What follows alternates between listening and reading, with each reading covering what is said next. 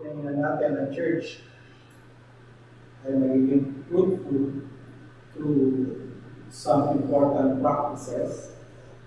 Pero dito, personally as Christian, bilang isang mananampalataya, tayo magiging mapunga kung uupo muna bago humayo para maging mapunga. Ang modernong mga Kristiyano at mga churches ngayon, baliktad, sabak ng sabak, pero hindi umupo. Kaya, malpa. Hindi, pwede na yan. Hindi, bago pa nga. Hindi, pwede na yan. Kailangan maupo muna bago umayo. Ligtas tayo na ngayon that Jesus saved and called us to live a fruitful life. Kalooban at plan ng Diyos tayo maging mabuti. Amen. Amen. Kaya ka naligtas, gusto ng Diyos, merong maligtas din sa pamagitan. That is God's plan. Plano ng Diyos, kaya ka nakilala sa Kanya, kaya ka sumampalataya. Ang nais ng Diyos, tayo ay mag-akay din ng iba na sasampalataya sa Kanya. Kaya kung usap ka dito, kasama ka sa plano ng Diyos. Kasama ka sa Diyos. Hindi ka exempted. Hindi ka exempted. Kapag yung buhay mo, gagamitin niya ng Panginoon para iba. Sumampalataya rin. Pero say amen to God. Amen. Pero, paano tayo magiging mabungang Kristiyano? Ano ba ang paraan para magiging mabungang Kristiyano? And therefore, ito yung ating topic. We need to learn to sit before we go.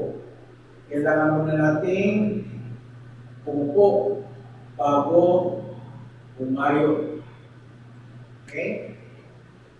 Upo muna bago umayo. Pag di mo matutulang umupo, hindi ka magiging epektibo sa pag-ayo. Okay? Ang kwento natin ay tungkol sa demon-possessed man. Nakita na ba kayo na taong hinalihan ng masamang spirit? Nakita na kayo. Marami na, nakawala. Itatali mo, pero itali mo, may nakita ko ng babae. Pero yung lumang susukan mo, kahoy, di ba? Pero pa rin yung ngayon, yung kahoy, itinali namin ito. Bunot niya, ganyan ang kalaki, Joy. Itinali namin sa kahoy na suka. Bunot niya. Marami. Ganyan mga inaalihan ng masamang espiritu. At ito yung example natin ngayon from Mark chapter 5. Mark chapter 5 verses 1 to 20. Mahaba po kaya lahat tayo magbabasa. Si Jesus at ang kanyang mga alagad ay dumating sa kabilang kabayo sa lupain ng mga Gadareno. Pagkababa ni Jesus sa bangka, siya'y sinalubong ng isang lalaking sinasapian ng masamang espiritu. Ang lalaking ito ay nakatira sa mga lumigan. Hindi na siya mailakos kahit nagkakalapak ang lumitin. Bagamat madalas siyang kapusin ng talikala sa kamay at paa, nilalagot naman niya ito. Wala nang makakapigil sa kanya. Araw at gabi nagsisigaw siya sa mga niyan at sa bundukan, at sinusugatan niya ang matalas na bato ang kanyang sarili. Malayo pa inatanaw na nito si Jesus.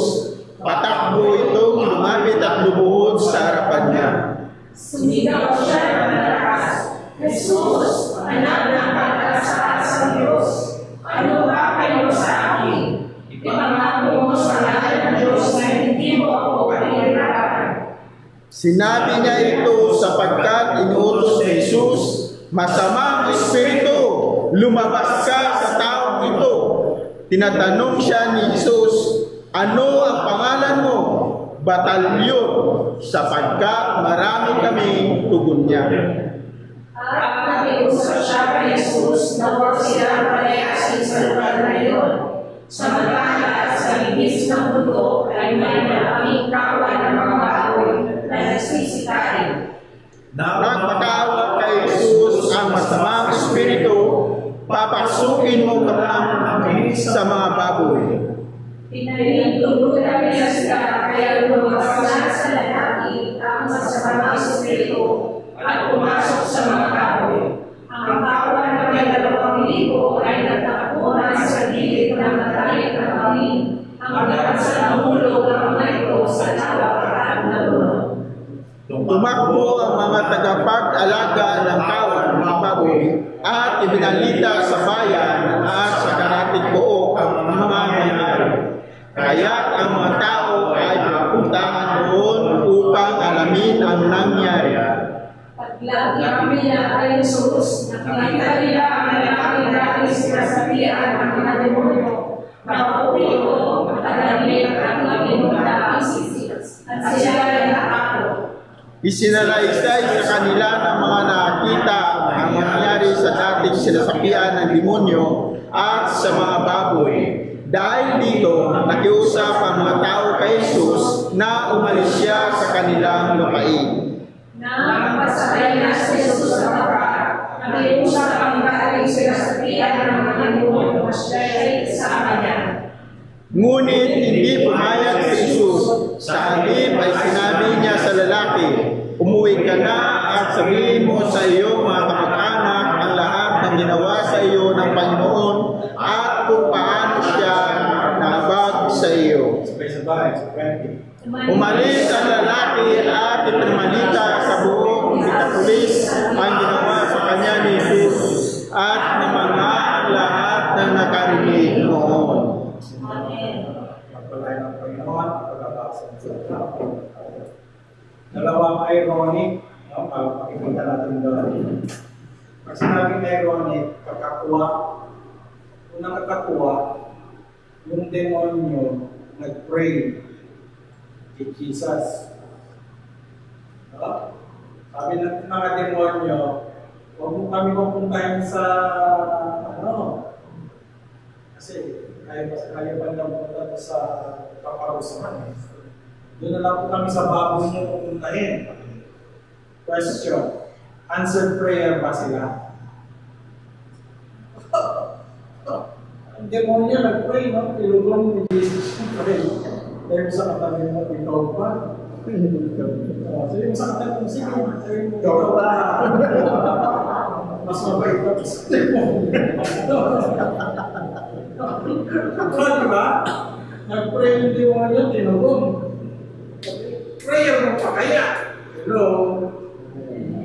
That's one. Number two. Nung nagwawala yung lalaki, hindi sila natakot. Nung tumino yung lalaki, takot sila. Kakatawa, tama ba? So ironic. Kung nagwawala, nagbabato, nananakit, hindi sila takot. Nasanay na siguro. Kung tumino, nakahupo na, nahimik na, natakot sila kaya pinag-send sa Jesus. Those are the ironics in this story. Alam nyo, ito pala ng totoo, yung buo ng kwento. After the demon-possessed man encountered Jesus, his life was immediately transformed. Amen. Tandaan nyo, ang mga totoong nagkakaroon ng personal na pagkakilala kay Jesus, nagbabago ang buhay. Okay? Hindi mo pipilitin sarili mo magbago. Babaguhin ka ni Jesus. Amen? Amen. Katulad na nangyari sa lalaking ito. Tingnan natin, kaya isa-isa. His life before he met Jesus. Ano ba siya dati? Basahin natin sa isang act. Sige nga, number one. He was under the influence of envious spirits. Tawag na legion, batalyon. Hindi lang isang masamang espiritu, kundi batalyon ng masamang espiritu ang sa kanya. Pangalawa, Hindi ang mga hindi na nila alam ang ginagawa nila. They're under the influence of other spirits. Pangatlo, sabay-sabay,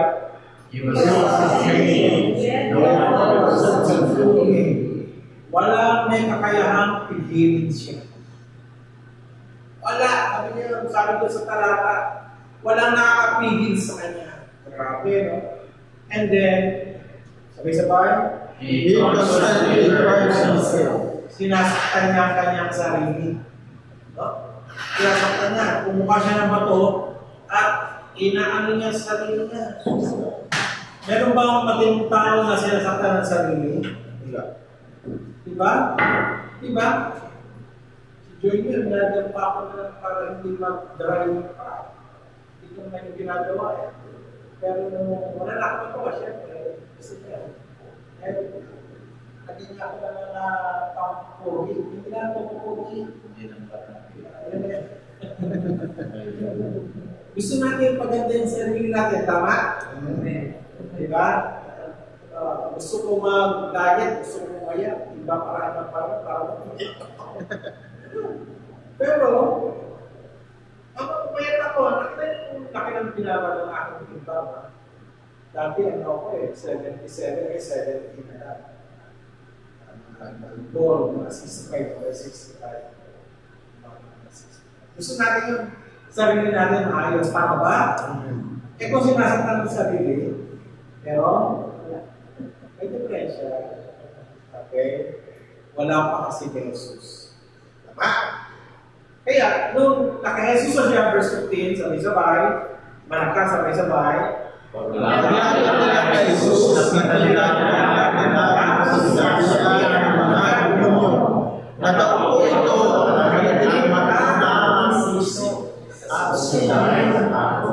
sila natakot o matino na. Hindi matino, hindi sila takot. Pero tumino, nakaupo na, nagdamit na, matino ng isip, saka yung mga tao natakot. Kasi nagtaka sila, paano ito naging matino? Kaya, ang unang susi sa pamumuha ay pagpupok, sitting down with Jesus. Can you say amen to that? Amen. Let's read again in English. Mark 5:15. When they came to Jesus, they saw a man who had been possessed with the legion of demons, sitting there, dressed in his right mind. They were afraid. Nakakaupo na. Anong ibig sabihin nun? Anong ibig sabihin? What does sitting with Jesus mean? Merong malaking kahulugan to. No? Yung pagpupo niya, may magandang kahulugan. Ang unang kahulugan, sitting with Jesus means being under His authority and lordship. Alam niyo yung leon? Nakita na ba kayo ng leon? Pero pag buti yung trainer. Sino makakapigil sa leon? No one can stop the lion. Right? Yung kanyang trainer na. Yung trainer niya, pag ginala yung lati ko, sabi ng leon. Dati nabawala, wala makapigil. Nakita si Jesus. Pinalaya siya masamang espiritu sa kanya, nakamon na. Yung mga nakakilala kay Jesus, nakamon. Sinubukan na kita rin, nakamon tayo. Dapat naamon. Amen ba? Amen. Hindi masungit. Yung mga tumanggap na ni Jesus, yung mga nag-decide na, Lord Jesus, you are my Lord. You are my Savior. Ako nga, tumaamo siya. Naranasan niya ang kanyang kaamuhan. Amen? Amen. Naranasan niya ang kanyang kapalitan. Tama ba? Nagkaroon kayo tayo, pero saglit lang, biglang ma-realize natin, hindi pala ito imahin ng Diyos.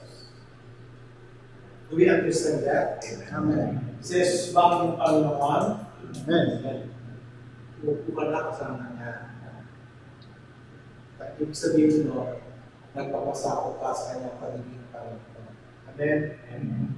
Mga kapatid, hindi mo pagsisihan ang pagkukumo kasama si Jesus. 13 years old when I decided to sit with Jesus. At I'm 58 years old right now. I still experiencing Jesus beside me. Patuloy kong naranasan ang pagsama ni Jesus. Hindi natin gusto ang buhay, pero hindi ka iniiwan ng Diyos. Hindi ka iniiwan ng ating Panginoon. So yun unang kahulugan niya. Sitting with Jesus is being under His authority and lordship. Pangalawa, sitting with Jesus means being willing to listen, being willing to learn, and being willing to obey Him. And this is a picture of true discipleship. Pag mga nasa ministeryo, pakinggan niyo ako ito mga pastor, para saya wala yung mga pastor. Huwag ka pipili na maglilingkod sa church na hindi willing magpag-isa. Hindi gusto tutugtog lang, tapos hindi na makikinig na salita ng Diyos. Gusto sasayaw lang, pero ayaw makikinig na salita ng Diyos. No, if you sit with Jesus, you must be willing to listen. You must be willing to learn. You must be willing to obey. Sundin siya. Okay ba yan? So, upo na tayo kasama si Jesus. Ang kapangatlo, and then, tuloy natin ito. Mayroon supporting verse dito in Matthew chapter 5, verse 1. And then, let's read together. Sige nga po. Now when Jesus saw the crowd, he went up on the mountain and sat down. His disciples came to him, and he began to teach them. Yung pagdidisipulo ni Jesus, hindi para sa crowd. Hindi niya dinisipulo ang crowd. Ano dinisipulo ni Jesus? Yung crowd? Okay. Sabi na yung mga disciples na pumunta sa kanya, at yung mga disciples ang tinuruan niya, not the crowd. Okay? So, sitting with Jesus means you're willing to be disciple. Willing ka maturuan, at willing ka makinig, at willing kang sumunod. Si Sir Mark, dinadaan niya lang sa mga simpleng devotion, simpleng gathering. Pero ganun siya mag-disciple sa mga. Makinig na kayo. Kaya kailanman, yung mga nag-disciple sa inyo, wala siyang hangarin na magsasama sa inyo. Ang hangarin niya para sa inyo, ikaw mo. Diba yan? Kung ako natuturo, hindi ko para sa ikasasama nito. This is for your own good. At ito yung nangyari doon sa inaalihan, dating inaalihan ng masamang espiritu. Umupo siya kay Jesus. Sa paanan ni Jesus at kinuha ni Jesus. Okay, verse 3, kapangatlong lugar na sitting with Jesus is, sabay-sabay, Sitting with Jesus as a picture of having an intimate relationship with Him. Alam niyo po, nabanggit ko mga nakaraan. Minsan, hindi tayo effective, hindi tayo fruitful. Not because there are people who are against us. Hindi dahil sa persecution. Hindi dahil may nakukusig sa atin. Hindi dahil marami kang pagsubok, kaya ka hindi epektibo. Ang problema natin ganito. Minsan, kapag laging maganda na ang kalagayan, tugtog ka. Oh, matagupay, ganda ng praise and worship. Another week, oh, ganda ng praise and worship. Masama ka naman. Oh, ang galing mag-preach. Oh, ang galing. Talagang very dynamic mag-preach. So nasanay ka na. Nasanay ka na. Nasanay ka na na laging gano'n, maganda. Hindi na ako mag-practice. Practice ang alam ko na yan. Hindi na ako mag-practice. Magkano ka? Hindi. Sisin yan. Hindi na ako. Very effective sa pag-preaching. Hindi na. You understand that? Dapat lagi na tayo meron eagerness, meron pa rin tayong kasabitan, kahawa. No? Mag-preach ako, I need to prepare myself. I need to be okay with God. Tama ba? Hello? Amen. Every time you preach, you always prepare yourself. Always be okay with the Lord. Diba? Kaya ngayon, dahil wala akong kang ginagawa, ang dami kong parang nakaupo kay Jesus. So many times, sitting with Jesus. Kita ko nila segunda ng umaga. Exercise ko na, sa kama. Kailangan mamadali. Kita ko. So, every day, gano'n ko. Nanay, nandito si nanay. Pag wala si nanay, tataka ko, wala kaya si nanay. Every day. Pero pagkatapos ko, huwag makakal, tapos tulog.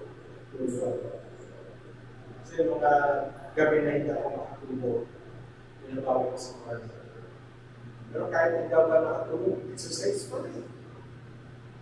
Kaya may dumalang isang akin ni COVID, sabi ko, in 2 months. Kung sabi ng doctor, 3 months. In 2 months, may style na 2 months to. Kasi in 2 weeks, nakalakad na ako. Diba? Pag-bridge na ngayon. Diba? Kaya nakasaya ng Panginoon, bago tama. So, need to give time sa Panginoon. Pastors, you want to be fruitful in your ministry, sit with Jesus. Gusto natin maging epektibo sa kahit sa labas, kahit sa pagpaparaan, not to be effective, pray, Lord, wisdom, Lord, empowerment, Lord, grace. Tama po ba? Amen. Kahit dito, hindi na prayer natin, bago magsimula, ang aking pinabalasan, pag talagang malakas na ako maglakad every morning, umagising na yung hands up voice, yung pray ko na, para ko sa kailangan mo, sit with Jesus. King of the Kingdom, sit with Jesus. Pag natutunan natin yan, hindi na tayo ang gumagawa, kundi na ang Diyos ang gumagawa sa atin. Amen? Pero minsan nakakakin natin kung si Pastor, parang easy lang lahat. Church natin, parang easy lang sa kanya. That's not about me. It's about sitting with Jesus. It's about spending time with Him, having intimate relationship with Him. You say amen to that? Kaya huwag tayo maglalagay ng mga ministers sa church na una sa lahat, hindi willing to sit with Jesus. Dapat willing to sit with Jesus. Amen? Para magkaroon magandang relasyon sa Kanya. Okay? So, yun ang ibig sabihin ng sitting with Jesus. Diba? Ang una ay tayo ay nagpapasakop sa Kanya. Submission. Malagat submission. Number 2, sitting with Jesus means listening, learning, obeying Him. And then number 3 is having an intimate relationship with Him. Ito yung nangyari kay Maria. Let's read together. Luke 10:38 to 39. Let's read together. As Jesus and his disciples were on their way, he given a woman named Martha, opened her home to her. They had a sister Mary, that the Lord's feet, sitting on his head. At sabi nga ng Panginoon, mas mahalaga ang ginawa ni Maria kaysa kay Martha. Yun ang sabi natin. Mas mahalaga. So sitting with Jesus is more important. Amen? Amen. Mas mahalaga. So sit with Jesus. Okay? Sitting down with Jesus is the prerequisite for a fruitful Christian life. Not growing. Maraming humahayo, walang bunga. Hello? Maraming humahayo, walang bunga. Bakit walang bunga? Ayaw mo na umupo kay Jesus. Yan ang prerequisite. Gusto mo muna umago, upo muna kay Jesus. Only those who have been with Him can truly be fruitful for Him. Actually, nakita natin yung pagiging close niya natin Jesus, no? Aalis Jesus, sabi, huwag niyo ako iwan, sama niyo ako. Marami yung closeness nila, no? So, it's a maintainer relationship. No, pabalik na si Jesus, nakaya na ng bangka, ayaw na magpaiwan, pero sabi ni Jesus, no, stay. Okay? Manatili ka. Okay? At alam ng Panginoon na magiging mabunga siya. Ito ang sabi ko, problema natin. Familiarity leads to rootlessness. When you become too familiar, you begin to serve with complacency. The fire and zeal slowly fade away. Kaya, let's us sit down again with Jesus. Bakit nagkakaroon ng mga maintenance na church? Bakit nagkakaroon ng mga church na hindi na nalago? Because over-familiarity. Yakan na yan. Kaya na yan. Kaya hindi na. Then, back to the basic. Sit with Jesus. Ngayon, question. Gusto ba natin maging mabunga? Then let us desire an intimate relationship with Jesus. Alam nyo, yung praying for prayer mountain, yung pala, ito palang yung result, is a prayer mountain. Kasi, hindi lang 40 days, kasi 3 months. 20 days. Alam nyo natin kung makawag natin 90 days. Pero, diba? Alam mo yung lahat ng kasi taas at praying. Kung araw, mga tao, umakit ang bundok at doon nag-pray. Alam nyo bakit? Kasi mas mabilis daw makarating sa namin school. Kasi nataas na yung kaya kayo pray kayo kasi mataas na doon mas madami sa langit. Mas yung travel, mas mag-sweet. Kaya gano'n ang paniniwala ka kaya nag-pray. Sila Abraham, akit sa mundo. Sila Moses, akit sa mundo. Kasi nga, ano nila, palapit na sa langit. Ay sinalang ito. Travel ng prayer nila. Okay. Christian life doesn't start and end with just sitting down. Okay? Hindi na talaga puro eh. Pati na yun, iba yung spirit at sinisahin din at asikaw. Sa Palawan, yung sa rin nila. Naintindihan nyo pag sinabing likod, na-ito na likod. Upo. Upo? Likod? Upo. Isaya, likod. Tagalog ng likod means serve. Kaya, sipang ng pastor, pero yung member niya, ayaw humayo. Kasi every Sunday, sinabi niya, lingkod kayo, lingkod. So, Tagalog siya. Sabi niya sa mga member niya, Bisaya, lingkod kayo. Wala maalis, kasi lingkod lang sila. Dapat Tagalog. Ha? Dapat sabi niya, magwali kayo. Means kayo, wali. They're all that only to see it with Jesus, but also to serve Jesus. Can we say amen to that?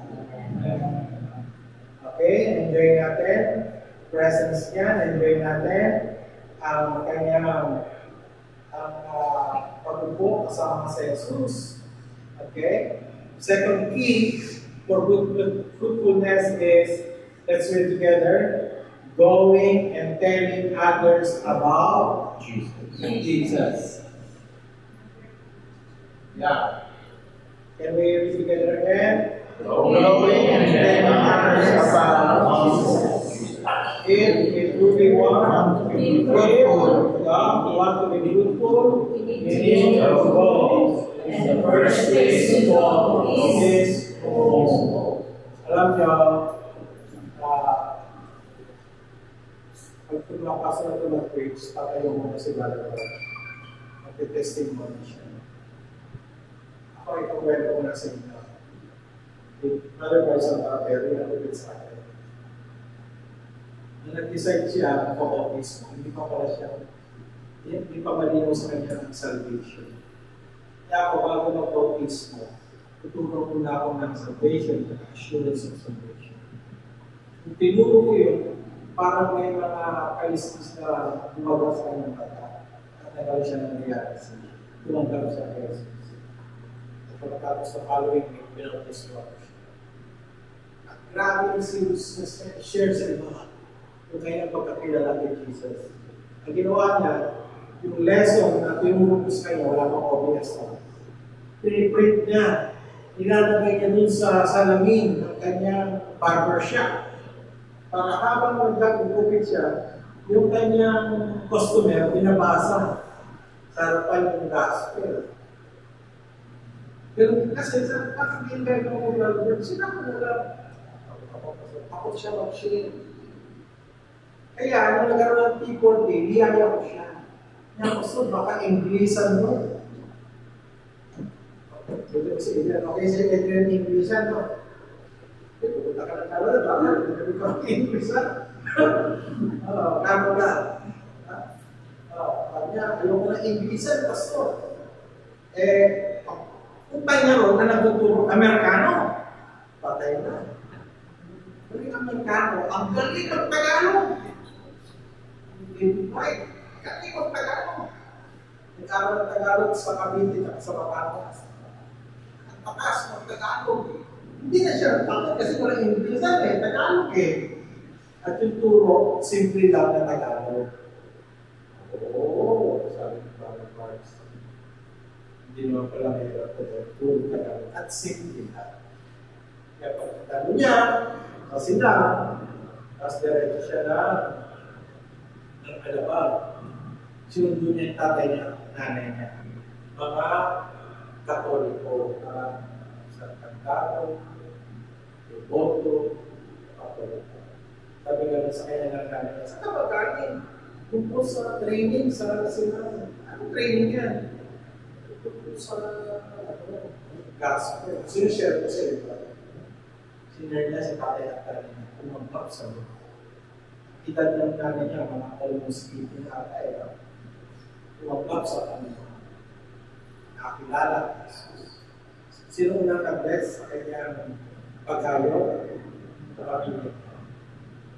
Pero ngayon, maayos siya sa Karamba, sa Santa Rosa. Sa Karamba, marami siyang nakaluhan sa Santa Rosa at kung saan sa Karamba. Hanggang natin, ordinaryong tao, katulad ng inaalihan naman sa mga Espiritu, after sitting down with Jesus, umayo ang parang nakakilala sa kanya. Hindi posible na sa future, gagamitin ka Indian, gagamitin ka Ken, Sendo, John, God can use you, others can use you, God can use you. God can use ordinary people. Upo mo na sa kanya. Umayo, saan ko na? Sabi nito, sa kanyang mga mahal sa buhay mo.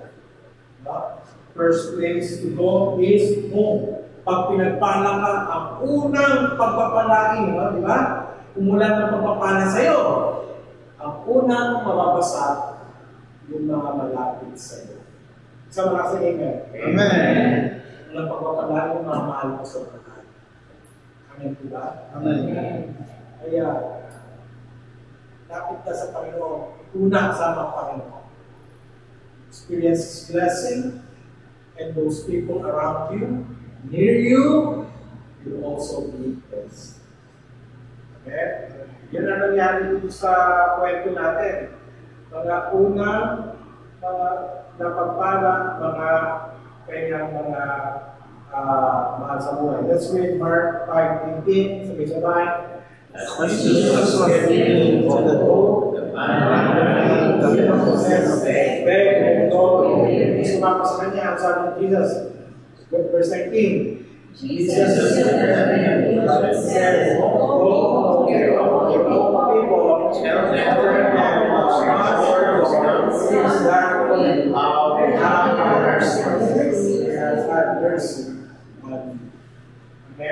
Amen. Kapag pinagpala yung mga tao sa paligid mo, pagpapalain din yung mga taong malapit sa iyo. Pag hindi napagpala yung mga taong malapit sa iyo, nahirap na yung pagpapala sa mga taong malapit sa iyo. Yung mga malalapit kasi hindi pinagpala. Meron sa mga pastor, kapag disciple ka ng iba, kung alam nyo hindi na nag-disciple, that's a failure. Wow. Disciple ka na iba, alam ko hindi mo na-disciple. That's a failure. Asawa mo, hindi mo ma-disciple, that's a failure. Because Joy, ayaw ng ministry, hindi ako magpapatuloy. Magmamahalin ka na ako ng lahat. Pag-aartista na lang, joke lang. Pero ibig sabihin, hindi na ako magpapasta. Kailangan ako lang yung mga nakapaligid sa mga sa inyo. Amen. Mo, asawa mo. Tama? Para magpapapala sa inyo. Ganun talaga nangyari. Go home. Hindi naman sinabi ni Jesus na punta ka na sa malayo, mag-mission mo na. Go home na. Sa bahay mo na. No? Kala sabi nga ni Jesus, announce what the Lord has done. Yun lang naman, your life testimony, ang ginawa ng Diyos of grace. Share the gospel, seek the life. Alam nyo, pasalamat ako sa Panginoon ng pastor. That's my nung nagasakit ako, nagpakalayo-layo na kami doon, pero marami natin na karapag-tagal na kailangan ko naman. Iba hindi makilala na ito. Iba mga actual na mga kulang. Pero, that's the favor. Tama?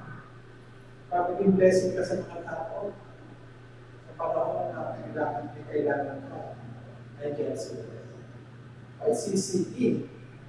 Ilang beses na ako nag-preach sa CCT, no? Pero nung isang araw, nandiyan. Diyan sila, nakapagod ka CCT sa Diyos. Kasi yung estudyante ko, ang klase ni Pastor Noy, ang ganda. Ang tagal na noon. Anong kayo lumari? 1970. 2021. Pagkagaling ng Korea, pagbaba ng airport, diretso rito. Akala yung England, Japanese na. Koreano. Estudyante ko yun. Alam mo bang estudyante ko yun? 18 plus na. Punta lang siya dito para i-bless ang ating Korea. So, pag naging blessing ka sa mga tao, panahon na kailangan ka, hindi ka nila. Okay? So, kung like testimony, share the gospel, malagay mo na yan. No? So to be fruitful, we need to go first, no? Sa ating home, tahanan. And second, go to the cities. Nangyari yan sa COH. Dati sa isang ilalim lang na puno ng himbabako. Now, look at the city of Hope. Go to the cities, kasi cities tayo. That's why sa cities tayo. Biblical, di ba? Jeffrey, city, no? Ang naiklam hindi, no? Naging city niya, naging city niya. Pero, look at that. From small number of people, cities, at gagawin pa rin ang Panginoon. Amen. Amen. Bishop na si Mark. Bishop Mark. Bishop Mark na. Okay? First to the home and then to cities. Mark 5:20. Let's pray together sa Lord.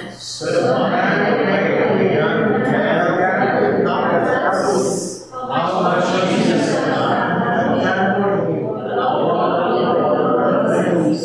yung Decapolis may underline, no? Hindi yan pangalan ng lugar. So, may kahulugan yung Decapolis na yan. Kaya natin kahulugan. What is Decapolis? Deca means 10. Polis means cities. Kumain siya sa 10 syudad. Wala pa tayo, no? Wala pa, winipin lang bilang po. Hayo pa tayo ng mga syudad. Amen? Marami pa tayong syudad na aayuan. Katulad na lalaki. The former demon-possessed man is like a mustard seed, an ordinary person whom God transformed, blessed, and used and bring blessings not only to his family, but also to the 10 cities or the Decapolis. Dati, nakatira lang sa libingan. Tapos ginamit ng Panginoon sa 10 syudad. Kasi kung sakta, ikaw pa kaya. Diba? Ikaw pa kaya. Sabi mo sa katabi mo, huwag mo na hintayin. Kalihan namin. Makalong. Nalihan ko pala sa puno na tayo ng mga baboy. Ngayon lang umayo ka na. Amen? Amen.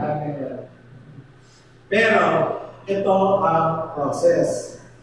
Number 1, let's have, do you want to be fruitful like this? And let's have an intimate relationship with Jesus. Amen? Amen. First, sit with Him. Then, go home and go to the cities to share Jesus. Pinagpala tayo. Amen.